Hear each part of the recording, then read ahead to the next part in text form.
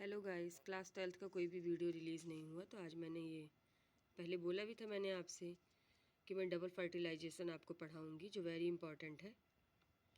मेरा पढ़ाने का मकसद ये होता है कि चैप्टर तो मैं पढ़ाऊँगी लेकिन जो चैप्टर से इंपॉर्टेंट है वो मैं एक अलग शॉर्ट नोट्स आपको भेजूँगी।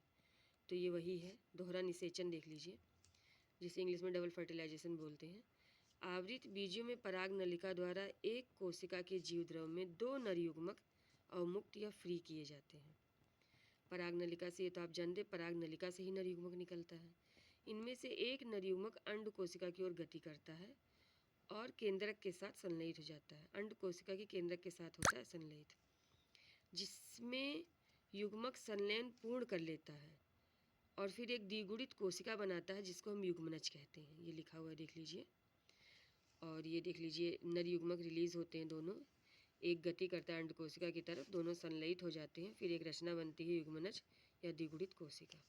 तो आगे देखिए, फिर दूसरा नर युग्मक केंद्रीय कोशिका में स्थित 2 ध्रुवीय केंद्रकों की ओर गति करता है। जो दूसरा बचा हुआ था वो भी जो पहले से संलयन हो चुका उसी की तरफ जाता है और फिर से संलयित होकर त्रिगुणित प्राथमिक भ्रूणपोष बना लेता है। देख लीजिए, द्विगुणित कोशिका थी, फिर ये नर युग्मक इसकी तरफ गति करेगा, यहाँ पे संलयन होंगे, त्रिगुणित रचना बन जाएगी।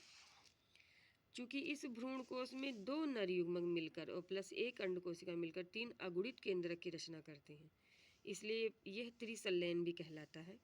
याद रखिएगा, अगर त्रिसंलयन पेपर में आ रहा है तब भी आप इसे लिख सकते हैं। अतः इस परिघटना में निषेचन 2 बार संपन्न हुआ है, इसीलिए दोहरा निषेचन कहलाया। मान लीजिए कि एक नंबर में आया और आपके पास बोर्ड एग्जाम में टाइम नहीं है तो आप ऐसे चित्र बनाकर भी दिखा सकते हैं जिससे एग्जामिनर आपकी बातों को पूरा समझ सकता है। एक अंड कोशिका प्लस एक नर कोशिका बनेंगे द्विगुणित युग्मनज। फिर आप क्या करेंगे, एक नर कोशिका इसके साथ फिर मिलेगी, फिर बनेगी त्रिगुणित युग्मनज। ये प्रक्रिया दोहरा निषेचन कहलाएगी। तो त्रिसंलयन इसमें एक आ गया है, बहुत इंपॉर्टेंट है ये भी, और डबल फर्टिलाइजेशन आपका हुआ। अब सबसे इम्पॉर्टेंट चीज़ इसमें यह है कि दोहरा निषेचन आवृत बीजियों में पाया जाता है। भाई हम आवृत बीजी पढ़ रहे हैं, तो यहाँ तक तो आपका कंप्लीट हो गया एक टॉपिक मेरा 2-2.5 मिनट का। इसे देख लीजिएगा, लर्न कर लीजिएगा, नोट डाउन कर लीजिएगा। और एक होमवर्क है कि 5 आवृतबीजी पौधों का नाम आपको कमेंट बॉक्स में लिख के देना है या क्लास में आपको बताना है, लेकिन बताना है। Okay, thanks.